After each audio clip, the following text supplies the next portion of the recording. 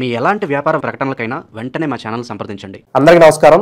ఈరోజు మన స్టూడియోలో ప్రముఖ ఆధ్యాత్మికవేత్త, జ్యోతిష్య వాస్తు పండితులు బ్రహ్మశ్రీ డాక్టర్ గుండెపూడి శివ సుధీర్ శర్మ గారు మనతో ఉన్నారు. గురుగారితో మాట్లాడేద్దాం. నమస్కారం గురుగారు. శ్రీమాత్రే నమః. శ్రీ గురుభ్యో నమః. గురుగారు, సెప్టెంబర్ మాసం విశేషంగా మీనరాశి వాళ్ళకి ఎలా ఉండబోతుంది? ఆల్రెడీ ఏళ్ళనాటి శనిలో ఉన్నారు, దానికి తోడు మనకి చంద్రగ్రహణం ఉంది, మహాలయ పక్షాలు, దేవీ నవరాత్రులు కూడా ఉన్నాయి. సో మరి ఎలా ఉండబోతుంది? వీళ్ళ టైం ఎలా నడుస్తుంది? ఎలాంటి జాగ్రత్తలు తీసుకోవాలంటారు? ముఖ్యంగా నాన్న, మీనరాశి వాళ్ళు వీళ్ళకు ఉండేటువంటి లక్షణం ఏంటంటే ఏ వానకు ఆ గొడుగు పడుతూ ఉంటారు. ఎక్కడైనా బ్రతకగలుగుతారు, ఎవరినైనా కన్విన్స్ చేయగలిగేటువంటి మనస్తత్వం కలిగినటువంటి వాళ్ళు అయి ఉంటారు. కన్వీనెంట్గా మాట్లాడగలిగినటువంటి వాళ్ళు ఉంటారు. ఎదుటి వాళ్ళు కన్విన్స్ అయ్యేలాగా మాట్లాడటం వేరు, కన్విన్స్ చేయటం వేరు. వీళ్ళు రెండిటికీ తగ్గవాళ్లే. అలాంటి మంచి తెలివితేటలు కలిగినటువంటి వాళ్ళు అయి ఉంటారు. కాకపోతే ఉన్నటువంటి బద్ధకస్తులుగా మారుతూ ఉంటారు. అది గ్రహస్థితి కావచ్చు, రాశిగ్రహ ప్రభావం కూడా ముఖ్యంగా ఉంటూ ఉంటుంది. ఇక మీనరాశి వారి విషయానికి వస్తే, సెప్టెంబర్ మాసంలో మీనరాశి వారికి చాలా వరకు ప్రతికూలత ఎక్కువగా కనపడుతుంది, అనుకూలత తక్కువ. ఒక 95% ప్రతికూలం ఉంటే 5% మాత్రమే అనుకూలత కనపడుతుంది. ఎందువల్ల అంటే అసలే 7.5 సంవత్సరాల శనిలో ఉన్నారు, ద్వితీయపాదంలో ఉన్నారు. అలాగే రాహుగ్రహం ద్వాదశంలో ఉంది. దాంతోపాటు గురుడు కూడా చతుర్థంలో అర్ధాష్టమంలో ఉన్నాడు. కుజగ్రహ ప్రభావం కూడా ఈ నెలలో వీరి మీద ఎక్కువగా చూపించబడుతుంది. అందులోనూ చంద్రగ్రహణం.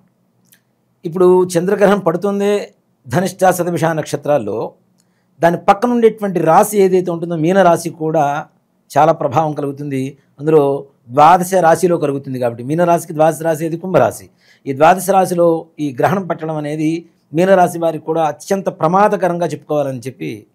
ఇంపాక్ట్ ఎన్ని రోజులు ఉంటుంది గురుగారు దీనికి? ఇది 45 రోజులు తప్పనిసరిగా ఉంటుంది అన్న. ఏ గ్రహణమైనా సరే, ఏ రాశికైతే దాని ప్రభావం చూపిస్తుంటుందో, మంచి చెడు రెండిట్లో ఏదైనా సరే 45 రోజుల పాటు తీవ్రంగా ఉంటుంది.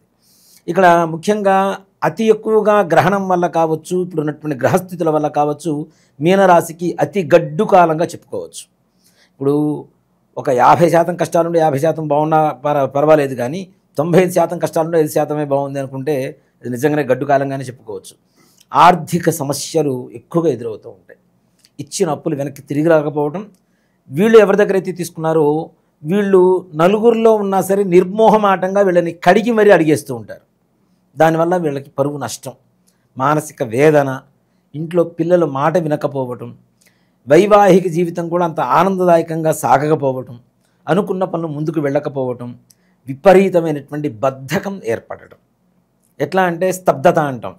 ఇవాళ చేయాల్సిన పనిని నిన్న చేస్తాం, రేపు చేయాల్సిన పనిని ఇవాళ చేస్తాం. కానీ వీళ్ళు అంటే నిన్న చేయాల్సిన పని కూడా రేపు రేపు రేపు రేపు అదని వాయిదా వేసుకుంటూ వెళ్ళిపోయి సెప్టెంబర్ మాసం మొత్తం కూడా అయిపోయేంత పరిస్థితి వరకు ఆ బద్ధకం అనేది ఎక్కువగా ఉంటుంది. మానసికమైనటువంటి అస్థిమితత ఎక్కువగా ఉంటుంది. అలాగే అనారోగ్య పరిస్థితి, ఆరోగ్యం కూడా కుంటుపడుతుంది, అనారోగ్య పరిస్థితి ఉంటుంది. ముఖ్యంగా తీవ్రమైనటువంటి ఓవర్ హీట్ అంటాం కదా, జ్వరం, ఇట్లాంటివి ఇన్ఫెక్షన్స్ అవి కూడా తొందరగా సోకుతూ ఉంటాయి వీళ్ళకి. అలాగే ఇంట్లో భార్య ఆరోగ్యం కూడా, ఆడవాళ్ళైతేనేమో భర్త ఆరోగ్యం, మగవాళ్ళైతేనేమో భార్య ఆరోగ్యం కొంచెం క్షీణించేటువంటి అవకాశాలు కనబడుతున్నాయి. ఇంట్లో పెద్దల అనారోగ్య పరిస్థితి కూడా ఆందోళన కలిగిస్తూ ఉంది. రావాల్సిన డబ్బులు రావు, వీళ్ళకి పైగా హాస్పిటల్స్ పెట్టాల్సినటువంటి ఖర్చులు ఎక్కువగా పెరుగుతూ ఉంటాయి. వైవాహికపరమైనటువంటి సత్సంబంధాలు ఏవైతే ఉంటాయో ఇంట్లో భార్యాభర్తల మధ్య, అవి కూడా అవగాహన లోపం ఏర్పడుతుంటుంది. మధ్యలో ఇంకొక వ్యక్తి ద్వారా వీళ్ళిద్దరి మధ్యలో విభేదాలు ఏర్పడుతూ ఉంటాయి. అది ఆడవాళ్ళు కావచ్చు, మగవాళ్ళు కావచ్చు, విభేదాలు ఏర్పడుతూ ఉంటాయి. అంటే చెప్పుడు మాటలు వినడం ద్వారా ఎక్కువగా గొడవలు ఏర్పడతాయని చెప్పుకోవచ్చు. అలాగే వీళ్ళకి ముఖ్యంగా చెప్పాలి అంటే వివాహపరమైనటువంటివి ఏవైనా ప్రయత్నాలు చేస్తూ ఉంటే ఈ నెలలో అసలు చెయ్యవద్దు అని చెప్తారు. కొత్తగా ఏది కూడా మొదలు పెట్టకూడదు, వ్యాపారం అయినా సరే. అసలు వ్యాపారము వద్దు, వివాహ ప్రయత్నాలు వద్దు. అలాగే సంతానం విషయం కూడా అంత పెద్దగా ఆశాజనకంగా కనపడదు వీళ్ళకి. అంటే ఇప్పుడు ఒక నెలసరి తప్పింది అనుకోండి, కొంత ఆనందదాయకంగా ఉంటుంది, ఓకే గర్భిణి అవుతుందేమోనని. అవి కూడా నిరాశాజనకంగానే ఉండేటువంటి పరిస్థితులు కనబడుతూ ఉన్నాయి. అలాగే వ్యాపార వ్యవహారాలలో ఇప్పుడు చాలామంది ఏం చేస్తుంటారంటే స్టాక్ తెచ్చుకొని వీళ్ళ దురదృష్టం ఎలా వెంటాడుతుందని చెప్తాను నేను మీకు. తెచ్చేసుకుంటారు స్టాకు. ఇంకా చాలా రోజులైంది ఇచ్చేసేద్దాం, దేనికి వచ్చిన బాధ, వడ్డీలు కట్టుకుంటున్నాం అని చెప్పేసి ఇచ్చేస్తారు. ఆ మరుసటి రోజే వాటి రేట్లు విపరీతంగా పెరిగిపోతూ ఉంటాయి. ఆ ఒక్కరోజు ఆగినట్టయితే ఏమవుతుంది, మరుసటి రోజు రేట్లు పెరిగిపోయి లాభాలు వస్తాయి కదా. వీళ్ళకి లాభాలు లేవు, నష్టం లేదు. ఆ వడ్డీ డబ్బులు కట్టుకున్నందుకు లాభం సరిపోయింది, అసలు వాళ్ళకి ఇవ్వడానికి సరిపోతుంటుంది. ఏ రకమైనటువంటి లాభాలు అనేది ఉండవు.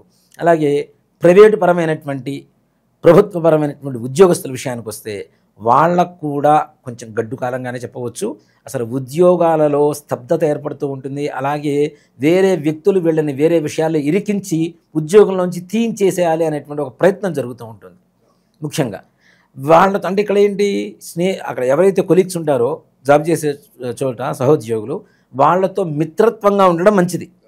శత్రుత్వం తెచ్చుకోవద్దు. వాళ్ళు ఏమైనా మాట్లాడితే వాళ్ళ అవతల వాళ్ళు రెచ్చిపోతారు, గ్యారంటీ ఇంకో పుల్ల పెడతారు, తొందరగా ఉద్యోగం ఊడిపోయేటువంటి పరిస్థితులు ఉంటాయి.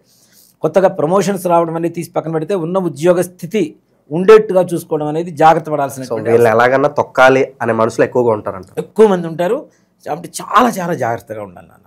అలాగే రాజకీయ నాయకుల పరిస్థితి, వీళ్ళకి ఉన్నతి పదవి వచ్చింది, ఇక రేపటి రోజున మనం ప్రమాణ స్వీకారం చేయబోతున్నాం, ఆ సీట్లో కూర్చోబోతున్నాం అనుకునేటువంటి వాళ్ళు కూడా మరలా జీరో లెవెల్కి రావడం అనేది గ్యారంటీ జరుగుతూ ఉంటుంది.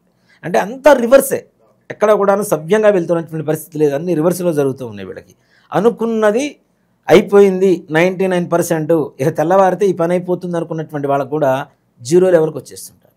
దాంతో మానసికంగా చాలా కుంగిపోతూ ఉంటారు.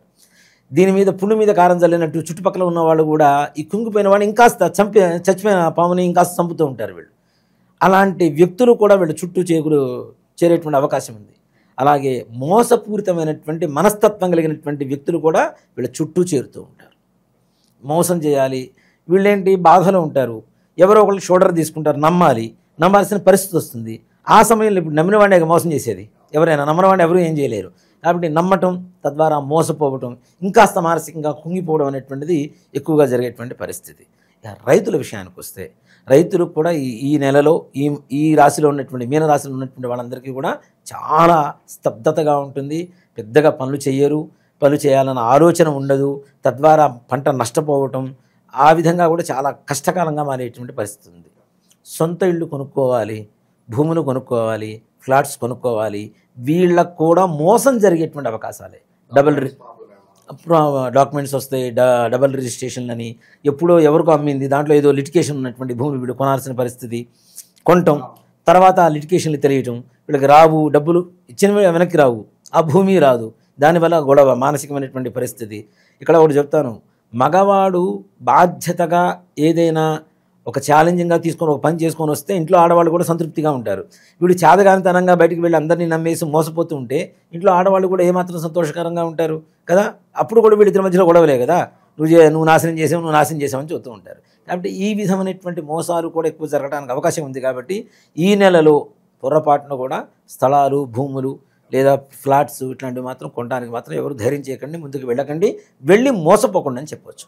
చాలా వరకు ఇబ్బందికర పరిస్థితులు అయితే కనిపిస్తున్నాయి.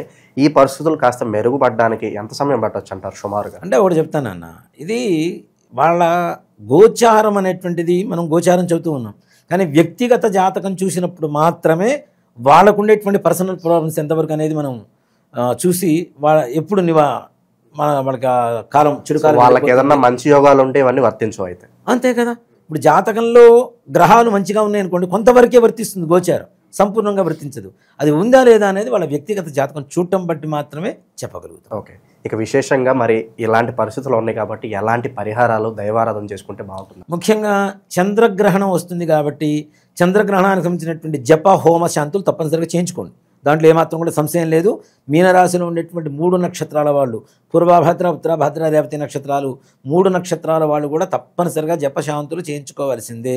రాహుగ్రహానికి, చంద్రుడికి, మీ నక్షత్రం ఏదైతే ఉంటుందో ఆ నక్షత్రానికి, ఇప్పుడు కొంతమంది జన్మ నక్షత్రం లేకపోవచ్చు, నామ నక్షత్రంతో ఉన్న వాళ్ళైనా సరే ఆ నక్షత్రాల నుండి తప్పనిసరిగా జపశాంతులు చేయించుకోవాల్సిందే, దానాలు ఇవ్వవలసిందే, హోమం చేయించుకోవాల్సిందే. అంటే హోమం జపం అంటే మీరు మిమ్మల్ని కూర్చోబెట్టి చేయించరు, గ్రహణ సమయంలో జరిగేటువంటి వాటిలో మీ గోత్రనామాలతో చేస్తుంటారు కాబట్టి అవి తప్పనిసరిగా చేయించుకోవాల్సిందే. చేయించుకున్న తర్వాత కొంతవరకు ఉపశమనం, ఏదో చావు తప్పి కన్ను లొట్టబోయిందంటాం కదా, కాబట్టి పెద్ద సమస్య నుంచి తప్పించుకొని ఏదో చిన్న సమస్యతో సరిపుచ్చుకునేటువంటి పరిస్థితి కలుగుతుంది. కాబట్టి జపశాంతులు చేయించుకోవాల్సిందే. అంతేకాకుండా వీళ్ళు 2 రకాల పరిహారాలు తప్పనిసరిగా చేయండి. వీళ్ళు మినప వడలు తీసుకోండి, 18 తీసుకొని ముష్టి వాళ్ళకి పంచిపెట్టండి శనివారం రోజున. నల్ల నువ్వులు బెల్లం మెత్తగా దంచి చక్కగా ఆవుకు పెట్టండి. ఒక 50 గ్రాములు నువ్వులు 50 గ్రాములు బెల్లం పెట్టేసి ఆ గోమాతకు కావాల్సినటువంటి గ్రాసానికి ఏదైనా దక్షిణ సమర్పించి కాళ్ళు కడుక్కొని ఇంటికి రండి. గోమాతకు 3 సార్లు ప్రదక్షిణం చేసి కాళ్ళు కడుక్కొని ఇంటికి రండి.